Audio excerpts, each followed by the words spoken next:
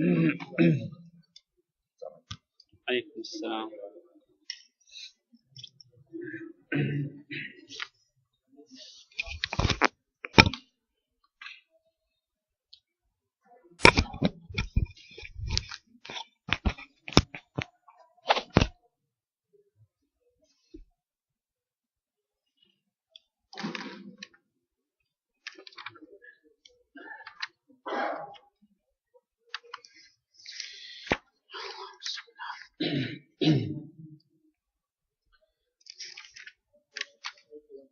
الحمد لله رب العالمين والصلاة والسلام على أشرف الأنبياء والمرسلين وعلى آله وأصحابه أجمعين ومن تبعهم بإحسان إلى يوم الدين أما بعد.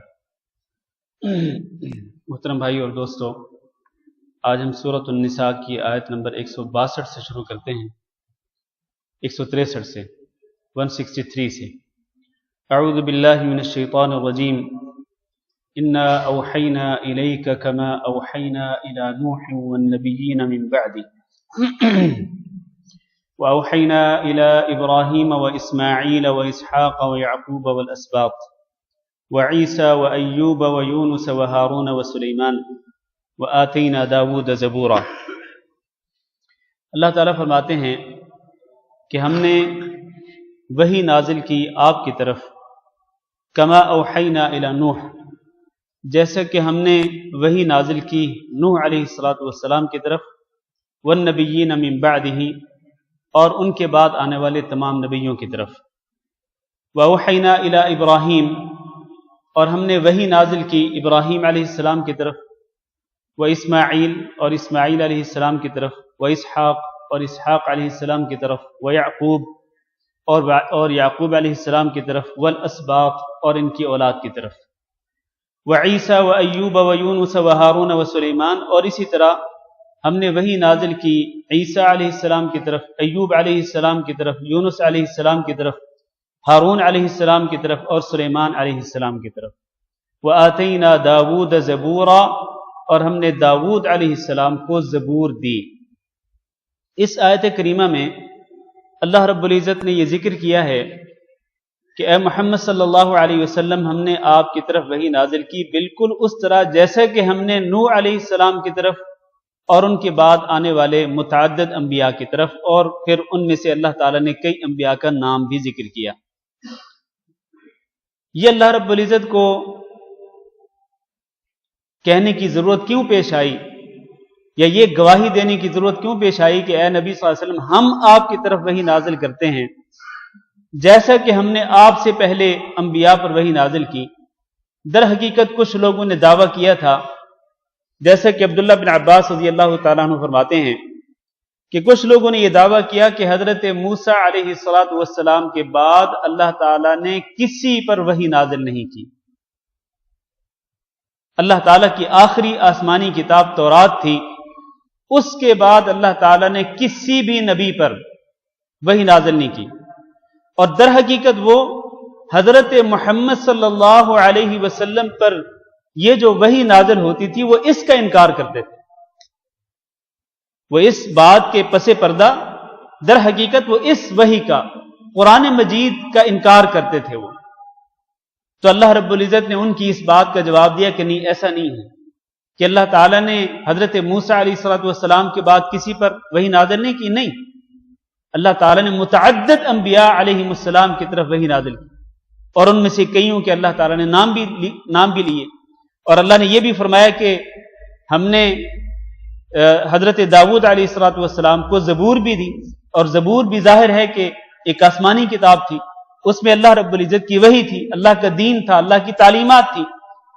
تو جیسا کہ ہم نے ان انبیاء علیہ السلام پر وحی نازل کی جن کے یہ نام ہیں، اور جیسا کہ ہم نے داود علیہ السلام کو زبور دی، بالکل اسی طرح سے اے محمد صلی اللہ علیہ وسلم ہم نے آپ پر بھی یہ وحی نازل کی ہے. لہذا اس وحی کو ماننا ضروری ہے، اور اس وحی پر ایمان لانا ضروری ہے، اس وحی کی تصدیق کرنا ضروری ہے. یہ اللہ تعالیٰ نے جواب دیا ان لوگوں کے اس دعوے کے جواب میں. اس کے بعد فرمایا وَرُسُلًا قَدْ قَصَصْنَاهُمْ عَلَيْكَ مِنْ قَبْلِ، کئی رسول ایسے ہیں کہ جن کے واقعات ہم نے آپ پر بیان کر دیے. جو آپ سے پہلے انبیاء آئے، کئی رسول آئے، ہم نے ان کے واقعات بیان کر دیے. وَرُسُلًا لَمْ نَقْصُصْهُمْ عَلَيْكَ، اور کئی رسول ایسے بھی ہیں جو اپنی اپنی امتوں کی طرف بھیجے گئے، لم نقصصہم علیک، ان کے واقعات ہم نے آپ کو بیان نہیں کیے ہیں. تو گویا کہ انبیاء اور رسل علیہم السلام جو کہ نبی صلی اللہ علیہ وسلم سے پہلے آئے، وہ دو قسم کے ہیں. ایک تو وہ جن کے واقعات اللہ تعالیٰ نے ذکر کر دیے، اور آپ کو یہ معلوم ہونا چاہیے کہ قرآن مجید کے اندر اللہ رب العزت نے حضرت محمد صلی اللہ علیہ وسلم کے علاوہ 24 انبیاء کا نام لے کر ذکر کیا ہے. ان میں سے کئی نام تو یہی ہیں جو ابھی پچھلی آیت میں ہم نے پڑھے ہیں: نوح علیہ السلام، ابراہیم علیہ السلام، اسماعیل علیہ السلام، اسحاق علیہ السلام، یعقوب علیہ السلام، اور دیگر نام جو آپ نے ابھی سنے ہیں. اور اسی طرح اللہ تعالیٰ نے سورۃ الانعام میں بھی متعدد انبیاء کا ذکر کیا. سورۃ الانبیاء میں بھی اللہ تعالیٰ نے متعدد انبیاء کا نام لے کر ذکر کیا. تو یہ وہ انبیاء ہیں جن کی تعداد 24 ہے. ان کے اللہ تعالیٰ نے واقعات تفصیلی بیان کیے. آپ جانتے ہیں موسیٰ علیہ الصلوۃ والسلام کا واقعہ جو ہے فرعون کے ساتھ، یہ جا بجا مختلف پاروں میں، مختلف صورتوں میں، مختلف آیتوں میں اللہ نے ذکر کیا ہے یہ واقعہ. ابراہیم علیہ الصلوۃ والسلام کے جو واقعات ہیں، اور اسی طرح کئی انبیاء کی دعوت کے واقعات کہ انہوں نے کس طرح اپنی قوم کو دعوت دی، یہ مختلف انبیاء جو ہیں، مختلف رسول، ان کے اللہ تعالیٰ نے ان کے واقعات بیان کر دیے. یہ پہلی قسم. دوسری قسم وَرُسُلًا لَمْ نَقْصُصْهُمْ عَلَيْكَ، ایسے بھی رسول آئے آپ سے پہلے جن کے واقعات ہم نے آپ کو پڑھ کے نہیں سنائے. قرآن مجید کے اندر ان کے واقعات کا تذکرہ نہیں ہے.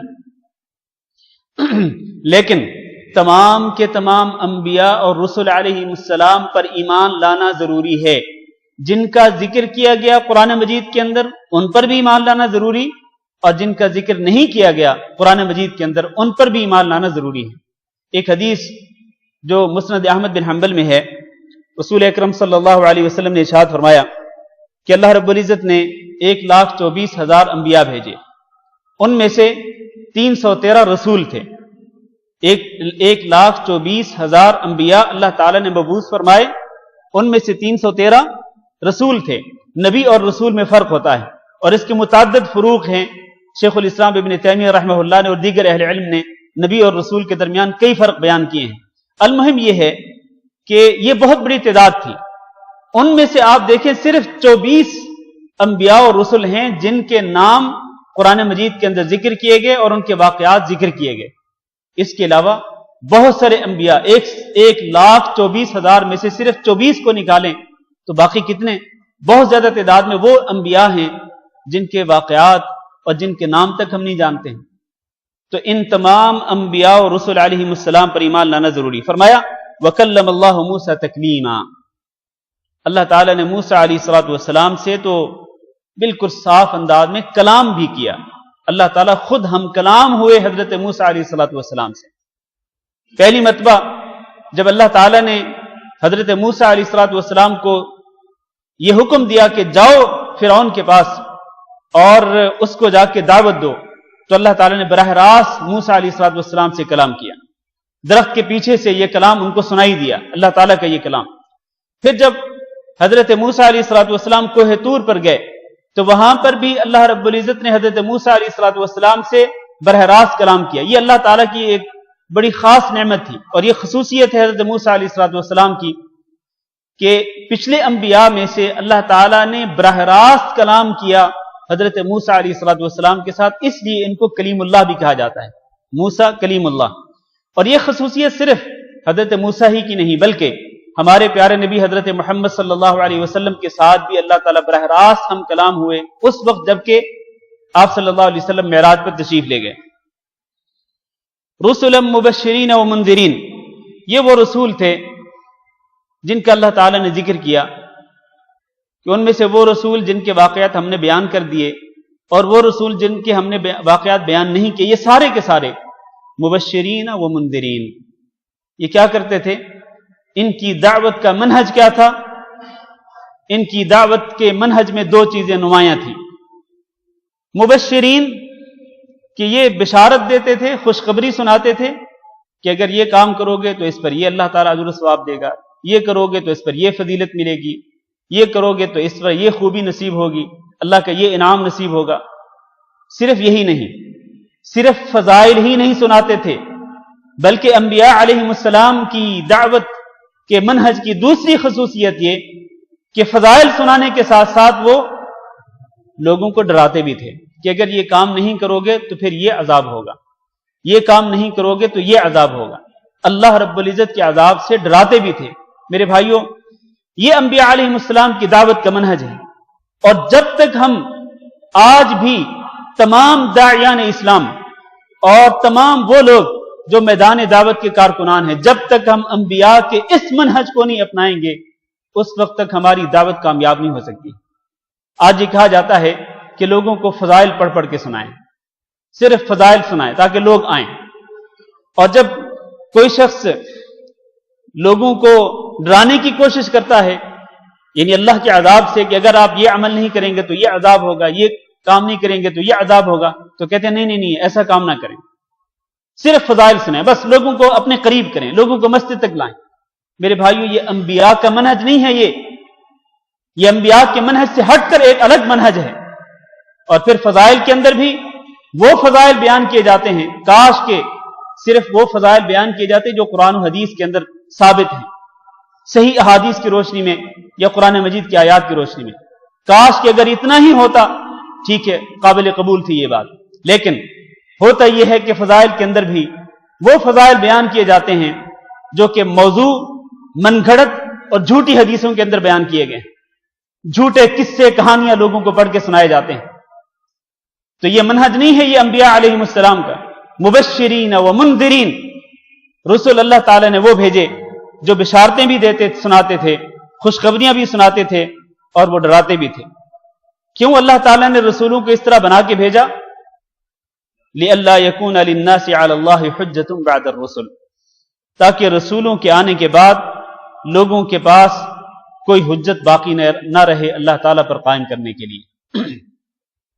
یہ کل کو یہ نہ کہہ سکیں لوگ کہ اللہ تو نے تو ہمارے پاس کوئی رسول ہی نہیں بھیجا تھا، تو ہم کس طرح تیرے دین پہ عمل کرتے؟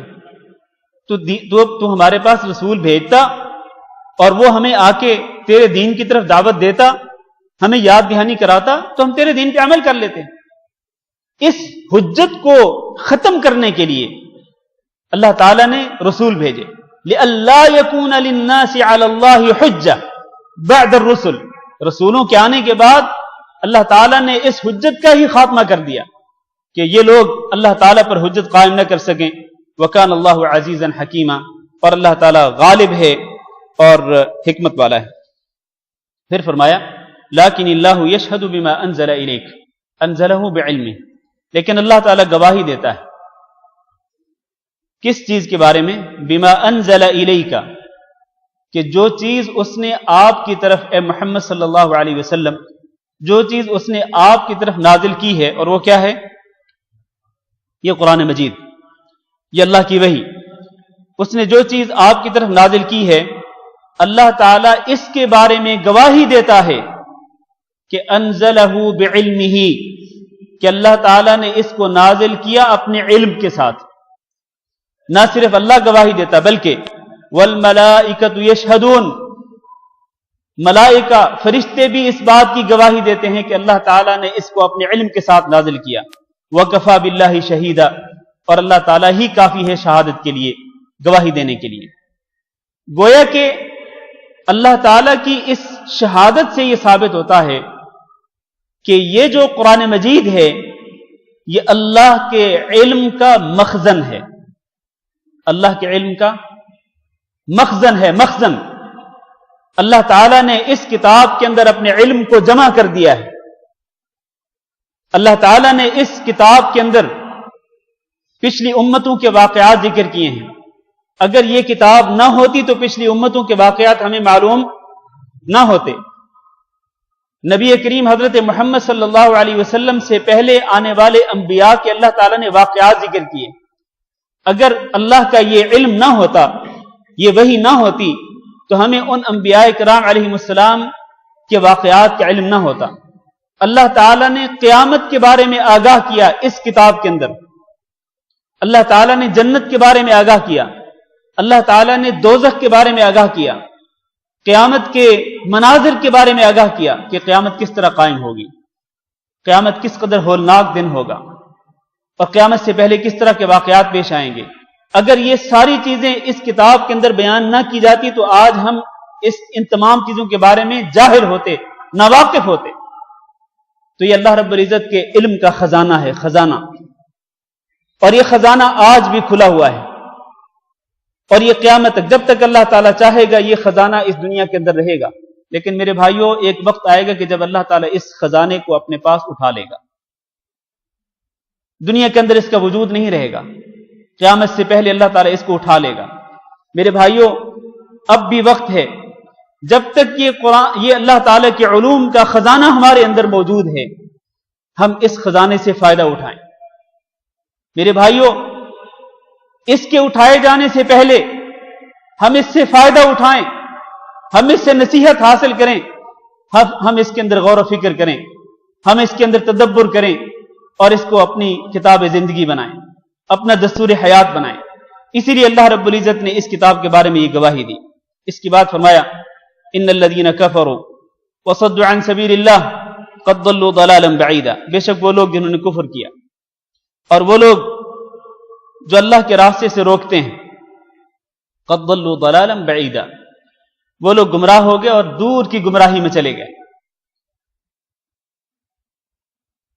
جن لوگوں نے کفر کیا، یعنی اس کتاب کی آیات کو ماننے سے انکار کیا، نہ صرف خود بلکہ دوسرے لوگوں کو بھی اس کتاب سے روکنے کی کوشش کی، اور اس کے بارے میں شکوک و شبہات پیدا کیے، جس طرح کے کفار مکہ شکوک و شبہات پیدا کرتے تھے کہ یہ کس کا کلام ہے، کہتے تھے یہ کس کا کلام ہے، یہ کسی عجمی کا کلام ہے، یہ اللہ کا کلام نہیں ہے۔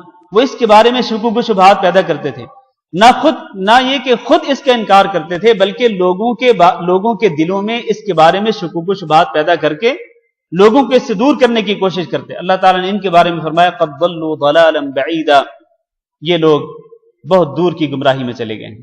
اس آیت کریمہ سے یہ معلوم ہوتا ہے کہ جو لوگ بھی قرآن مجید سے لوگوں کو دور رکھنے کی کوشش کرتے ہیں وہ گمراہی میں چلے جاتے ہیں، وہ لوگ گمراہی میں چلے جاتے ہیں، خود بھی گمراہ ہوتے ہیں اور لوگوں کو بھی گمراہ کرتے ہیں۔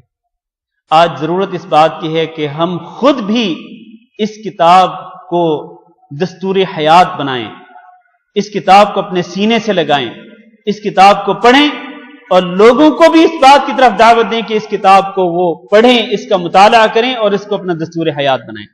نہ یہ کہ ہم لوگوں کو یہ کہیں کہ نہیں اس کتاب کو آپ نہیں سمجھ سکتے، اس کتاب کو سمجھنے کے لیے 17 علوم اور فنون کی ضرورت ہے۔ آج یہ کہا جاتا ہے، ڈنکے کے زور پر کہا جاتا ہے کہ آپ عام لوگ جو ہیں وہ اس کتاب کو سمجھنے سے قاصر ہیں، آپ کی صلاحیت سے یہ بہت اونچی کتاب ہے، آپ اس کو نہیں سمجھ سکتے ہیں۔ میرے بھائیوں، یہ گمراہی ہے اور لوگوں کو گمراہ کرنے کی کوشش ہے، لہذا ہمیں اس کتاب کو پڑھنا ہے اور اس کے اندر جو اللہ کے احکامات ہیں ان کو جاننے کی کوشش کرنی چاہیے اور اس پر عمل کرنے کی کوشش کرنی چاہیے۔ فرمایا، ان الذین کفروا وظلموا، بے شک وہ لوگ جنہوں نے کفر کیا اور انہوں نے ظلم کیا، لم یکن اللہ لیغفر لهم، اللہ تعالیٰ ان کی مغفرت کرنے والا نہیں ہے، ولا لیہدیہم طریقا، اور نہ ہی اللہ تعالیٰ ان کو کسی راستے کی طرف رہنمائی اور ان کو ہدایت دینے والا ہے، الا طریق جہنم، سوائے جہنم کے راستے کے۔ یہ جو کفر کرتے ہیں اور یہ جو ظلم کرتے ہیں، اللہ تعالیٰ ان کی نہ مغفرت کرنے والا ہے اور نہ ان کو ہدایت دینے والا ہے، بلکہ اللہ تعالیٰ ان کی رہنمائی اگر کرنے والا ہے تو جہنم کے راستے کی طرف کرنے والا ہے۔ کیوں؟ اس لیے کہ ان کے کفر کی وجہ سے اور ان کے ظلم کی وجہ سے ان کے دل سیاہ ہو چکے ہیں، ان کے دل کالے سیاہ پڑ چکے ہیں، اس لیے اللہ تعالیٰ اگر ان کی رہنمائی کرے گا تو جہنم کے راستے کی طرف کرے گا، ان کی اپنی ضد کی وجہ سے، ان کی ہٹ درمی کی وجہ سے۔ خالدین فیہا ابدا، یہ لوگ اس جہنم کے اندر ہمیشہ ہمیشہ رہیں گے۔ وکان ذلک علی اللہ یسیرا، اور یہ اللہ تعالیٰ پر بہت آسان ہے۔ اس کے بعد فرمایا، یا ایھا الناس، اے لوگو، قد جاءکم الرسول بالحق من ربکم، تمہارے پاس رسول آ چکا حق کو لے کر تمہارے رب کی طرف سے، یعنی حضرت محمد صلی اللہ علیہ وسلم تمہارے پاس حق کو لے کر آ چکے. لہذا فآمنوا خیر لکم، تم ایمان لاؤ، یہی تمہارے لیے بہتر ہے. کیا بہتر ہے کہ اس کتاب پر ایمان لاؤ اور رسول پر ایمان لاؤ. رسول جو حق لے کر کے آئے اور وہ یہ حق ہے، رسول جو حق لے کر کے آئے ہیں رسول پر بھی ایمان لاؤ، اس حق پر بھی ایمان لاؤ، یہی تمہارے لیے بہتر ہے. وَإِن تَكْفُرُوا، اور اگر تم انکار کرو گے تو پھر کیا تم اللہ تعالیٰ کا کچھ بگاڑ سکتے ہو؟ نہیں. فَإِنَّ لِلَّهِ مَا فِي السَّمَاوَاتِ وَالْأَرْضِ، اللہ تعالیٰ کے لیے ہی ہے جو کچھ آسمانوں میں ہے اور جو کچھ زمین میں ہے. تم کچھ بھی نہیں بگاڑ سکتے اللہ تعالیٰ کا. آسمان بھی اللہ کی ملکیت، زمین بھی اللہ کی ملکیت. آسمانوں میں اور زمینوں کے اندر جو کچھ بھی ہے یہ اللہ تعالیٰ کی ملکیت ہے. ان تمام خزانوں کا مالک اللہ تعالیٰ ہے. تم اگر سارے مل کر بھی اللہ کی وحی کا انکار کر دو گے تو تم اللہ تعالیٰ کا کچھ بھی نہیں بگاڑ سکتے ہو. اللہ ہی مالک ہے آسمانوں کا بھی، زمین کا بھی، اور جو کچھ بھی ان زمین و آسمان کے اندر ہے اللہ تعالیٰ ان تمام چیزوں کا مالک ہے. وَكَانَ اللَّهُ عَلِيمًا حَكِيمًا، اور اللہ تعالیٰ بہت علم رکھنے والا ہے اور انتہائی حکمت والا ہے. اس کے بعد فرمایا یا اہل الکتاب، اے اہل کتاب. اہل کتاب سے مراد کون ہے؟ یہود و نصارہ. لا تغلوا فی دینکم، تم اپنے دین میں غلو نہ کرو. غلو کس کو کہتے ہیں؟ حد سے تجاوز کرنا، حد سے آگے بڑھنا. اپنے دین میں غلو نہ کرو. غلو سے اللہ تعالیٰ نے منع کر دیا، لہذا یہ غلو ممنوع ہے. خاص طور پر نصارہ نے عیسیٰ علیہ السلام کے بارے میں غلو کیا اور عیسیٰ علیہ السلام کو اللہ کا بیٹا قرار دے دیا. یہ غلو تھا، یہ حد سے تجاوز اللہ تعالیٰ نے اسے منع کر دیا. نہ صرف یہ کہ نصارہ نے حضرت عیسیٰ علیہ السلام کو اللہ کا بیٹا قرار دیا، بلکہ یہودیوں نے عزیر علیہ السلام کو اللہ کا بیٹا قرار دے دیا. نہ صرف ان نبیوں کو اللہ کا بیٹا قرار دیا جبکہ اللہ تعالیٰ اولاد سے پاک ہے، اللہ تعالیٰ کی کوئی اولاد نہیں ہے. نہ صرف نبیوں کو یہ عزیر اور عیسیٰ علیہ السلام کو اللہ کا بیٹا قرار دیا، بلکہ اپنے درویشوں کو اور اپنے علماء کو کیا بنا دیا؟ رب بنا دیا. اتخذوا احبارهم ورهبانهم اربابا من دون اللہ. ان یہود و نصارہ نے اپنے علماء کو اور اپنے درویشوں کو، درویش سے مراد یہ جو آج کل جن کو ہم پیر فقیر کہتے ہیں، ان پیروں فقیروں کو کیا بنا دیا؟ رب بنا دیا، رب. اور نبی کریم صلی اللہ علیہ وسلم نے حدیث میں اس کی وضاحت کی کہ انہوں نے ان کو کس طرح رب بنایا تھا. کس طرح رب بنایا تھا؟ کہ ان کو حلال و حرام کا اختیار دے دیا تھا کہ وہ جس چیز کو حلال کہیں یہ اس کو حلال مان لیں، جس چیز کو وہ حرام قرار دیں وہ اس کو حرام قبول کر لیں، حرام مان لیں. یہ ان کو رب ماننے کے برابر. یہ کیا تھا؟ یہ بھی غلو تھا. یہ بھی غلو تھا. نبیوں کو اللہ کا بیٹا قرار دینا بھی غلو، اور علماء اور پیروں فقیروں کو رب بنانا اور ان کو حلال و حرام کا اختیار دینا بھی غلو ہے. سوال یہ ہے کہ یہ جو یہود و نصارہ کا طرز عمل تھا، جس طرح انہوں نے اپنے علماء اور درویشوں کو، پیروں فقیروں کو رب بنایا، کیا یہ طرز عمل آج اس امت کے اندر موجود نہیں ہے؟ اس امت کے اندر بھی موجود ہے. اس امت کے لوگ بھی اپنے علماء کو اور اپنے پیروں فقیروں کو رب بنا رکھا ہے. اس امت کے لوگوں نے ان کو رب بنا رکھا ہے اور ان کو حلال و حرام کے اختیار دے رکھا ہے. چنانچہ آج آپ دیکھیں گے بہت سارے لوگوں میں ان کے محلے کے مولوی جو چیز ان کے لیے کہیں گے کہ یہ حلال، وہ اس کو حلال مانیں گے. جو چیز ان کے مولوی ان کو کہیں گے کہ یہ حرام، وہ اس کو حرام مانیں گے. اور اگر کوئی شخص جو قرآن و حدیث کے علوم کا حامل ہو، اگر کوئی شخص ان کو یہ کہے کہ بھائی یہ حلال نہیں جس کو یہ مولوی صاحب حلال کہہ رہے ہیں، یا یہ حرام نہیں جس کو یہ مولوی صاحب حرام قرار دے رہے ہیں، تو وہ بات سننے کے لیے بھی تیار نہیں ہوتے ہیں. بات سننا بھی گوارا نہیں کرتے، گویا کہ ان مولویوں کو، پیروں فقیروں کو رب بنا رکھا ہے. اور بالکل سچ کہا میرے اور آپ کے پیارے نبی حضرت محمد صلی اللہ علیہ وسلم نے. آپ نے کیا فرمایا؟ فرمایا لَتَتَّبِعُنَّ سَنَنَ مَنْ كَانَ قَبْلَكُمْ شِبْرًا بِشِبْرٍ وذراعا بذراع، کہ تم ضرور بالضرور یہود و نصارہ کے طریقوں پر چلو گے، بالکل اس طرح جس طرح ایک بالشت دوسری بالشت کے برابر ہوتی ہے، بالکل اس طرح جس طرح ایک ہاتھ دوسرے ہاتھ کے برابر ہوتا ہے، دونوں ہاتھوں میں کوئی فرق نہیں ہوتا، دونوں ہاتھ برابر ہوتے ہیں، بالشت دونوں برابر ہوتی ہیں، دونوں ہاتھوں کی بالشتیں برابر ہوتی ہیں، بالکل اسی طرح تم بھی میری امت کے لوگوں یہود و نصارہ کے طور طریقوں کو اختیار کرو گے، ان کے طرز عمل پہ عمل کرو گے۔ آج یہی ہو رہا ہے۔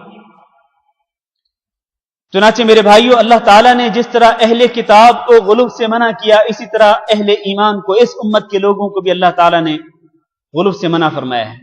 لہذا ہم بھی کسی بھی حد سے تجاوز نہ کریں، غلو نہ کریں، بلکہ جو مقام اللہ تعالیٰ نے کسی کو دیا۔ آج دیکھیں نا، غلو کی ایک صورت یہ بھی ہے کہ لوگوں نے حضرت محمد صلی اللہ علیہ وسلم کی تعریف اتنی کی، آپ صلی اللہ علیہ وسلم کی تعریف میں اتنے اشعار پڑھے، ایسی ایسی نعتیں پڑھی کہ ان کو کس مقام تک پہنچا دیا؟ اللہ کے مقام تک پہنچا دیا۔ وہ اختیارات دیا ان نعتوں کے اندر نبی صلی اللہ علیہ وسلم کو کہ جو اختیارات اللہ تعالیٰ نے صرف اور صرف اپنے پاس رکھے ہیں۔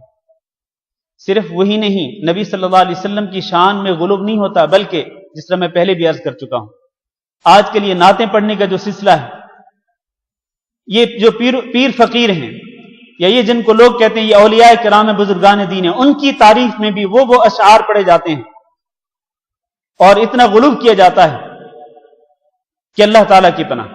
یہ جو کہا جاتا ہے کہ خواجہ نہ دے گا تو اور کون دے گا، یہ کیا ہے؟ یہ غلو ہے۔ یہ خواجہ کے ہاتھ میں کیا ہے؟ خواجہ صاحب فوت ہو چکے، اس دنیا سے جا چکے، ان کے پاس کسی قسم کا اختیار نہیں ہے، اللہ کے علاوہ کسی کے پاس کوئی اختیار نہیں۔ کہنا یہ چاہیے کہ اللہ نہ دے گا تو اور کون دے گا، لیکن لوگوں نے غلو کرتے ہوئے یہ اختیار اس کو دے دیا جو قبر کے اندر دفن ہے۔ وَلَا تَقُولُوا عَلَى اللَّهِ إِلَّا الْحَقِّ، ایک تو اللہ تعالیٰ نے اہل کتاب کو غلو سے منع کیا، دوسرا لا تقولوا علی اللہ الا الحق، اور تم اللہ پر نہ کہو سوائے حق کے، حق ہی کہو اللہ کے بارے میں، جو حق ہے وہی کہو، اللہ کے بارے میں کوئی ایسی بات نہ کہو جو حق کے خلاف ہو۔ انما المسیح عیسی ابن مریم رسول اللہ، بے شک مسیح عیسیٰ بن مریم جو ہیں وہ اللہ کے رسول ہیں، وکلمتہ، اور وہ اللہ رب العزت کے ایسے کلمہ تھے، القاها الی مریم، جس کو اللہ تعالیٰ نے مریم علیہ السلام کی طرف ڈال دیا تھا، وروح منہ، اور وہ اللہ تعالیٰ کی طرف سے روح تھے۔ یہاں تین چیزیں بیان کی اللہ تعالیٰ نے مسیح عیسیٰ بن مریم علیہ السلام کے تعلق سے۔ ایک تو یہ کہ رسول اللہ، وہ اللہ کے رسول تھے، لہذا عیسیٰ بن مریم علیہ السلام کو اللہ تعالیٰ کا رسول ماننا ضروری ہے، ایک بات۔ دوسری، وَكَلِمَتُهُ أَلْقَاهَا إِلَى مریم، اللہ تعالیٰ نے عیسیٰ علیہ السلام کو کس طرح پیدا کیا؟ اپنے کلمہ کن کے ذریعے۔ یہ کلمہ کن اللہ تعالیٰ نے ڈالا تھا حضرت جبریل علیہ السلام کے ذریعے مریم علیہ السلام کے پاس۔ مریم علیہ السلام کے پاس حضرت جبریل علیہ السلام آئے اور انہوں نے اللہ تعالیٰ کی طرف سے کہا کن، اور اس کے ساتھ ہی حضرت مریم کے گریبان میں روح کو پھونکا، اس کے ساتھ ہی کیا ہوا؟ اس کے ساتھ ہی مریم علیہ السلام کو حمل ٹھہر گیا، اور ان کے پیٹ میں اللہ تعالیٰ نے عیسیٰ علیہ السلام کو پیدا کر دیا، کلمہ کن کے ذریعے اور اس روح پھونکنے کے ذریعے جو اللہ تعالیٰ کے حکم کے ساتھ حضرت جبریل علیہ السلام نے حضرت مریم علیہ السلام کے گریبان میں پھونکی تھی۔ اس کے ساتھ اللہ تعالیٰ نے عیسیٰ علیہ السلام کو پیدا کر دیا۔ تو یہ ہمارا ایمان ہے، یہ ہمارا عقیدہ ہے عیسیٰ علیہ السلام کے بارے میں، کہ اللہ تعالیٰ نے اس طرح عیسیٰ علیہ السلام کو پیدا کیا بغیر باپ کے، کلمہ کن کے ذریعے، اور اللہ تعالیٰ کی طرف سے روح پھونکی گئی تو اس کے ساتھ اللہ تعالیٰ نے ان کو پیدا کیا۔ لہذا یہ جو حق بات ہے یہی بیان کرنی چاہیے، عیسیٰ علیہ السلام کے بارے میں یہی بات کہنی چاہیے۔ اس کے سوا یہ نہیں کہنا چاہیے کہ عیسیٰ علیہ السلام اللہ تعالیٰ کے بیٹے ہیں، یہ غلو ہے اور یہ غلو جائز نہیں ہے۔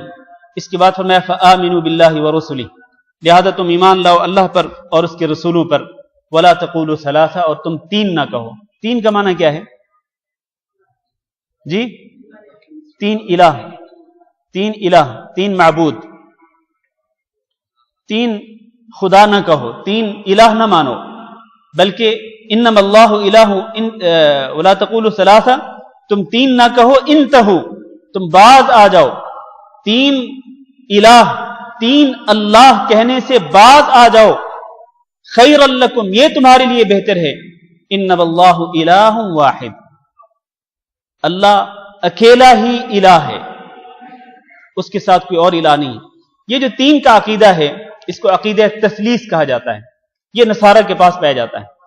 वो क्या कहते हैं कि अल्लाह और ईसा बिन मरियम, और तीसरे कौन? जिब्रील अमीन, जिब्रील अमीन अलैहिस्सलाम। वो कहते हैं कि ये तीन खुदा हैं, और तीन खुदा के बारे में भी इस तरह वो अकीदा रखते हैं कि तीन मिलकर एक खुदा होते हैं। ये तीनों मिलकर एक खुदा होते हैं। और ईसा अलैहिस्सलाम को तीन में से एक मानते हैं। सालिसु सलासा, तीन में से तीसरे। तो ये जो अकीदा है, अकीदा तस्लीस, तीन खुदाओं वाला अकीदा, तीन माबूदों वाला अकीदा, ये तीन अल्लाह वाला अकीदा जो है, ये बिल्कुल बातिल अकीदा है। अल्लाह ताला ने सख्त अल्फाज में तंबीह की है कि इंतहु, इस अकीदे से बाज आ जाओ, इस अकीदे को छोड़ दो, ये तुम्हारे लिए बेहतर है। और फिर वजाहत कर दी कि इन्नमा अल्लाहु इलाहुन वाहिद, कि अल्लाह ही अकेला माबूद है और वो अकेला अल्लाह है। सुब्हानहु अन यकून लहु वलद, अल्लाह ताला इससे पाक है कि उसकी औलाद हो। अल्लाह का कोई बेटा नहीं, अल्लाह की कोई औलाद नहीं। लहु मा फिस समावाति व मा फिल अर्द, अल्लाह ताला के लिए ही है जो कुछ आसमानों में है और जो कुछ जमीन में है। गोया के आसमानों में और जमीन में जो कुछ है वो अल्लाह की मिल्कियत है, और जो अल्लाह की मिल्कियत है वो अल्लाह की औलाद नहीं हो सकती है। जो चीज अल्लाह की मिल्कियत, ये आसमानों और जमीन में जितनी भी मखलूकात हैं, बशमूल इंसान, बशमूल जिन और बाकी जितनी मखलूकात है, ये सारी की सारी अल्लाह ताला की मिल्कियत है। तो जो चीज ममलूक होती है ना, जो चीज किसी की मिल्कियत होती है, वो बेटा नहीं हो सकती, वो औलाद नहीं हो सकती है। इसलिए अल्लाह ताला ने उसकी तरदीद कर दी। व कफा बिल्लाहि वकीला, और काफी है अल्लाह ताला कारसाज के तौर पर। अल्लाह ताला ही कारसाज के तौर पर काफी है, अल्लाह के साथ किसी की जरूरत नहीं रहती है। अल्लाह ताला से दुआ करते हैं कि अल्लाह रब्बुल इज्जत हम सबको कुरान मजीद को समझने की तौफीक नसीब फरमाए। अगरचे ये जो मजमून है ईसा अलैहिस्सलातु वस्सलाम के ताल्लुक से, ये आगे भी जारी है, लेकिन 9 बज चुके हैं। मैं आज वैसे ये इरादा करके आया था कि हम इस सूरत को आज खत्म कर लेंगे, लेकिन वक्त ज्यादा हो चुका है, तो हम इसी पर इक्तिफा करते हैं। आखिरी रुकू इंशाअल्लाह हम आइंदा जुमा को पढ़ेंगे, और इस तरह सूरत निसा की तफसीर मुकम्मल होगी। अल्लाह ताला से दुआ करते हैं कि अल्लाह रब्बुल इज्जत हमें कुरान मजीद को समझने की तौफीक दे, और अल्लाह ताला कुरान मजीद के जरिए हमारे दिलों को मुनव्वर फरमाए, और कुरान मजीद को हमारा शाफे बनाए, और इसकी शफाअत को हमारे हक में कबूल फरमाए। एक दो ज़रूरी ऐलानात हैं। एक तो इंशाअल्लाह कल हया इब्राहिम मस्जिद में दर्स सीरतुन नबी होगा शेख फैदुल्लाह साहब का, तो आपसे गुजारिश है कि आप उसमें जरूर तशरीफ लाएं, कल मस्जिद हया इब्राहिम में इशा की नमाज के बाद। दूसरा ऐलान ये है कि ये इस मस्जिद के जो इमाम साहब हैं, उनकी तरफ से ये एक अपील है, और वो अपील जो है वो इस मस्जिद के हारिस के हक में है। मस्जिद के हारिस जो हैं, चूंकि ये जो मसाजिद के अंदर जो हारिस होते हैं, इनका इकामा वजारा पर नहीं होता, बल्कि किस पर होता है? शरके पर, कंपनी पर होता है। तो मसला ये है इस हारिस का कि इसका इकामा नहीं लगा, कंपनी की तरफ से ताखीर हो गई, तो अब इस पर गरामा है। तो अब होना ये चाहिए था कि कंपनी इसकी गरामा पे करती, इस पर जो चट्टी है वो पे करती। तो कंपनी नहीं दे रही, कंपनी इससे मुतालबा कर रही कि तुम गरामा दो। और आप जानते हैं कि ये बेचारे जो मसाजिद में काम करने वाले लोग होते हैं, इनकी तनख्वाह कितनी होती है? बड़ी मुश्किल से मेरा ख्याल है 50-60 दिनार होती है, शायद 50-60 दिनार भी मैं ज्यादा कह रहा हूं, 40 दिनार इनकी तनख्वाह होती है। तो 40 दिनार तनख्वाह में ये बेचारे क्या कुछ करें? अपने पीछे जो उनकी फैमिली है, खानदान है, उनके खर्चे भी पूरे करें और यहां गरामा भी दें, तो ये नहीं हो सकता है। तो इसलिए मस्जिद के इमाम साहब ने आप हजरात को मुतवज्जे किया मेरे जरिए कि आप जितना भी कर सकते हैं, और ये गरामा भी ज्यादा नहीं है, सिर्फ 50 दिनार गरामा है।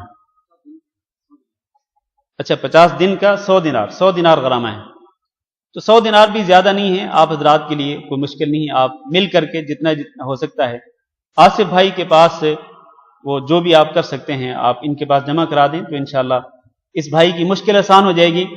वो हदीस याद रखें کہ اللہ کے رسول نے فرمایا کہ من فرج عن مسلم فرج اللہ عنہ یوم القیامہ، جو شخص کسی مسلمان کی مشکل کو آسان کر دیتا ہے تو اللہ تعالیٰ قیامت کے دن اس کی مشکلات کو آسان کر دے گا۔ اس لیے بھائی کی مدد کریں جس طرح بھی آپ سے ممکن ہو۔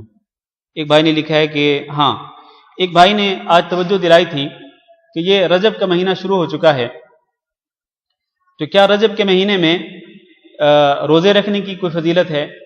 تو اس کا جواب یہ ہے کہ رجب کے مہینے میں روزے رکھنے کی کوئی فضیلت نہیں ہے۔ رجب کے پورے مہینے میں عمومی طور پر اور خصوصی طور پر بھی کسی دن کی فضیلت نہیں۔ جس طرح کہ کہا جاتا ہے نا کہ 27 رجب کو کیا ہوا تھا؟ اسراء و معراج ہوا تھا، اور یہ بالکل صحیح نہیں ہے۔ اس کی کوئی دلیل نہیں ہے کہ اسراء و معراج کا واقعہ 27 رجب کو ہی پیش آیا تھا، اس کا کوئی ثبوت نہیں ہے۔ تو اس مہینے کے اندر عمومی طور پر بھی اور خصوصی طور پر بھی کسی دن کے روزے کی کوئی فضیلت نہیں ہے۔ جتنی بھی حدیثیں رجب کے روزوں کے متعلق بیان کی جاتی ہیں وہ ساری کی ساری ضعیف احادیث ہیں۔ ہاں، اگر کوئی شخص معمول کے اپنی روٹین کے مطابق روزے رکھتا ہو، جمعرات کا اور پیر کے دن کا روزہ رکھتا ہو، ٹھیک ہے، اپنے معمول کے مطابق وہ ضرور روزے رکھے۔ ایام 20 کے اگر کوئی شخص روزے رکھتا ہو ضرور رکھے، اس میں کوئی حرج نہیں ہے، لیکن خصوصی طور پر رجب کے روزوں کی فضیلت کا عقیدہ رکھ کے روزے رکھنا جو ہے وہ صحیح نہیں ہے۔ ایک بھائی نے لکھا ہے کہ ایک دوست کی طبیعت خراب ہے اور وہ ICU میں ہے، اس کے لیے دعا کریں۔ میرے والد صاحب کی طبیعت خراب ہے، ان کے لیے بھی دعا کریں۔ تو ہم دعا کرتے ہیں ان کے دوست کے لیے بھی اور ان کے والد صاحب کے لیے بھی، اللہ تعالیٰ سب کو شفائے کاملہ نصیب فرمائے۔ باقی جتنے بھی مریض ہیں اللہ تعالیٰ تمام بیماروں کو، مریضوں کو شفائے کاملہ نصیب فرمائے۔ اللہ تعالیٰ ہمیں بھی صحت دے اور تندرستی سے نوازے، اور تمام مسلمان بھائیوں کو اللہ تعالیٰ صحت اور تندرستی سے نوازے۔ ایک بھائی نے یہ دیکھیں، یہ ایک پرچہ بھیجا میرے پاس، پرچی نہیں پرچہ، جس میں یہ 4 تفصیلی سوالات ہیں۔ تو انشاءاللہ میں کوشش کروں گا کہ اگلے درس میں ان سوالوں کے جوابات دوں گا۔ آج وقت ختم ہو چکا ہے، انشاءاللہ پھر اچھا، یہ ایک بھائی نے لکھا ہے کہ اگر شوہر دوسری شادی کرتا ہے اور نا اتفاقیاں شروع ہو جاتی ہیں، ایسی صورت میں اگر پہلی بیوی خلا لینا چاہتی ہو تو کیا اس کو تمام زیورات واپس کرنے ہوں گے؟ اور اگر شوہر پہلی بیوی کو چھوڑنا نہیں چاہتا ہو اور زیورات واپس مانگتا ہو تو کیا پہلی بیوی کو زیورات لوٹانے ہوں گے؟ زیورات کا حق کس کو ہے جبکہ زیورات کی زکوٰۃ بیوی ادا کرتی تھی؟ برائے مہربانی وضاحت کریں۔ پہلی بات تو یہ ہے کہ اگر کسی شخص نے دوسری شادی کر ہی لی ہے تو پھر اس کے بعد معاملہ اس حد تک کیوں پہنچتا ہے کہ ناچاکی شروع ہو جاتی ہے اور پہلی بیوی جو ہے وہ طلاق کا مطالبہ کرتی ہے، یا دوسری بیوی کہتی ہے کہ پہلی کو طلاق دو، یا پہلی کہتی ہے کہ دوسری کو طلاق دو، تو یہ طلاق تک نوبت پہنچتی ہی کیوں ہے؟ یہ بہت افسوسناک بات ہے، یہ انتہائی افسوسناک بات ہے۔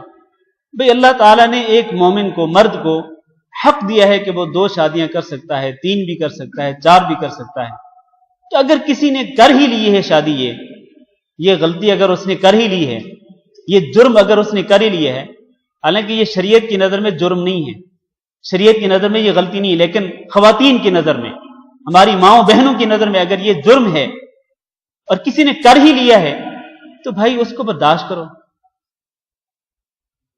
پھر یہ ناچاکی تک بات جانا اور خلا تک نوبت جانا، طلاق تک نوبت جانا، یہ انتہائی خطرناک بات ہے۔ یہ طلاق تو ایسی چیز ہے کہ اس کی وجہ سے خاندانوں کے خاندان برباد ہو جاتے ہیں، یہ اس قدر گندی چیز ہے یہ طلاق، تو اس تک نوبت ہی نہیں جانی چاہیے۔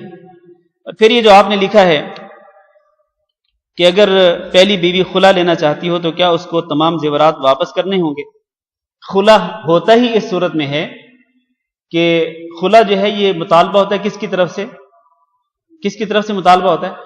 عورت کی طرف سے۔ تو عورت اصل میں آفر کرتی ہے کہ آپ نے جو مجھے حق مہر دیا وہ پورا یا اس کا کچھ حصہ میں آپ کو واپس کرتی ہوں، آپ برائے کرم بس میری جان چھوڑ دیں، آپ مجھے خلا دے دیں آپ۔ تو یہ ایک مفاہمت ہوتی ہے خامد بیوی کے درمیان، یہ ایک ایگریمنٹ ہوتا ہے۔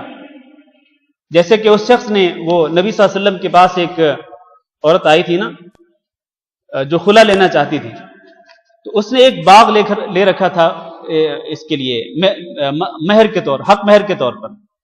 تو اللہ کے رسول نے فرمایا کہ کیا تم وہ جو حق مہر کے طور پر تم نے باغ لیا تھا وہ باغ واپس کرنے کے لیے تیار ہو اس کو، صحابی کو، اپنے خامند کو؟ اس نے کہا ٹھیک ہے، بس میں بس جان چھڑانا چاہتی ہوں، مجھے کھلا چاہیے. تو اللہ کے رسول نے اس صحابی کو حکم دیا کہ تم اس سے وہ حدیقہ باغ واپس لے لو اور اس کو طلاق دے دو، اس کو چھوڑ دو. تو اس کا مطلب یہ ہے کہ خلا کی صورت میں یہ مفاہمت ہوتی ہے خامد بیوی کے درمیان. خامد نے جو زیورات دیے حق مہر کے طور پر، چاہے وہ ان زیورات کی زکوٰۃ بیوی ہی کیوں نہ دیتی ہو، اگر خامد نے مطالبہ کیا ہے کہ میں طلاق اس صورت میں دوں گا، خلا اس صورت میں خلے پر راضی ہوں گا کہ تم مجھے حق مہر واپس لوٹا دو گی پورا یا اس کا کچھ حصہ، جس پر مفاہمت ہو جائے، تو پھر وہ لوٹانا پڑے گا، وہ زیورات دینے پڑیں گے جتنے پر وہ مفاہمت ہوتی ہے. تو یہ اس سوال کا جواب ہے. اسی پر ختم کرتے ہیں. جزاکم اللہ خیر. سبحانک اللہم و بحمدک، اشہد ان لا الہ الا انت، استغفرک.